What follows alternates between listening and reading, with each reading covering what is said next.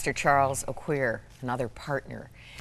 Man, you have helped. And what the well we saw was one that Crossroads repaired. Yes, absolutely. We're doing, we'll have about 19 done within the next couple of weeks. And one of the hard things, though, is that I emailed Pastor Johnson, who you saw in there, and I said, listen, we can do 4 more wells. And he emailed me back. He says, well, I've got 8 really bad, desperate locations. And unfortunately, I have to email back and say, I can only do 4.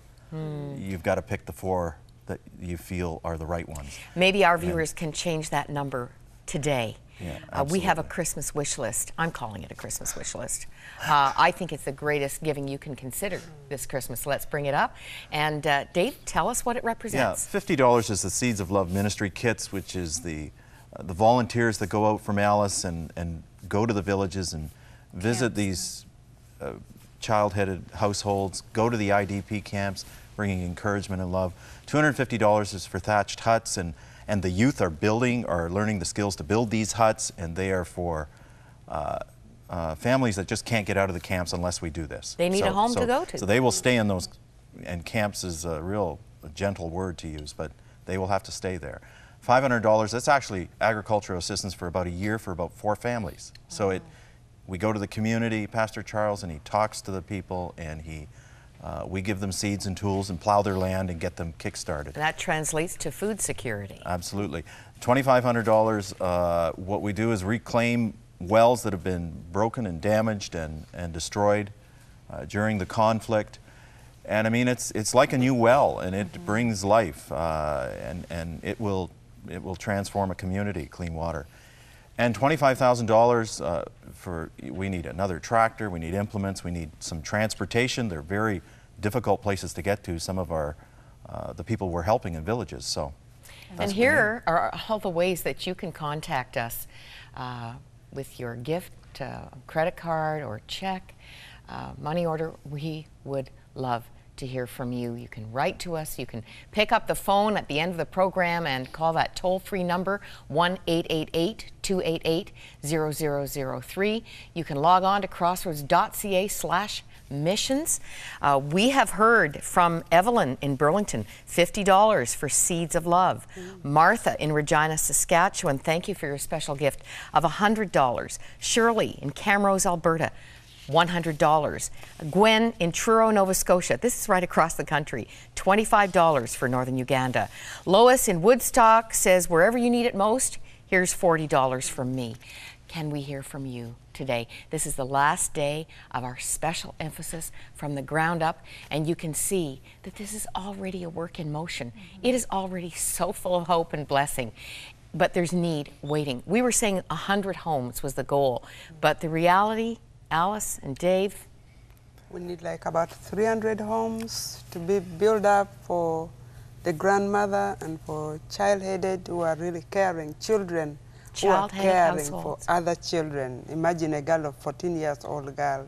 She's taking care of 4 children and a grandmother.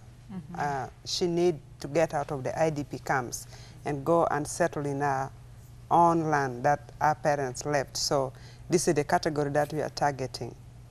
And when she's a child-headed household, I mean, Sunday, this girl we met earlier in the week, she goes to school, she takes care of all of her brothers and sisters, she's 14 years old, she takes care of her invalid grandmother, and when I say takes care of her grandmother, not only does she just make sure she is fed, she literally has to go and clean up after her, she has to clean up her feces in the field and take them to the latrine. I mean, this is no job anyone would want to do, but a 14-year-old to put that much responsibility on them is just horrendous. And Dave, it's like you look at this, I've been watching this whole week, and Denise, you've done an amazing job, and all of you have. And you talk about farming, you talk about water, you talk about building a hut. It's not as easy to raise funds for as like a tsunami, where everybody just gives sacrificially because they see this huge tragedy. It is a tragedy and it is a devastation, but it's the kind that's not grabbing headlines. So why choose this cause, even though it's a little bit harder to get people to open their wallets for? Why is it important? Well, I mean, we first of all believe in food aid, and we've done that as a missions group. And in fact, we sent about 20 tons of dried soup mix to Northern Uganda when there was a food crisis there. But we think that rather than just give a seed for someone to eat, we'd rather get it planted and restore communities. This is about restoring families, self-sustaining families, wholesome communities where, you know, where the gospel is preached and lives are restored. It's all about restoration. Is it dignity too? Are you giving people dignity in the sense where they're not just getting a handout, but they're actually being able to help themselves and then help their community as well? Yeah, absolutely. There's the dignity of life, and we, when you've been in 20 years of conflict and packed into camps, you know what? They need their dignity as families, as communities restored, and that's what we want to do as well. We want and they're learning those up. life skills, Dave, and as Alice has told us, that they're income generating. Yeah, and they have to relearn some things.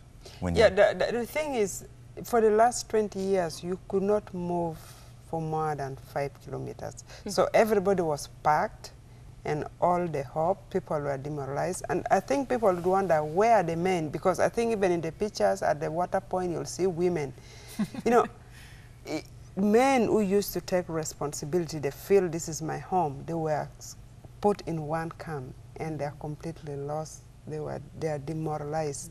And now, even if I tell you what they're doing is only drinking, not because they are notable, but they are totally, completely, their rights and responsibility have been taken away because they were packed in this one camp. And it's the time that we have to bring them slowly. And that's why we are engaging the youth, because they're the only hope.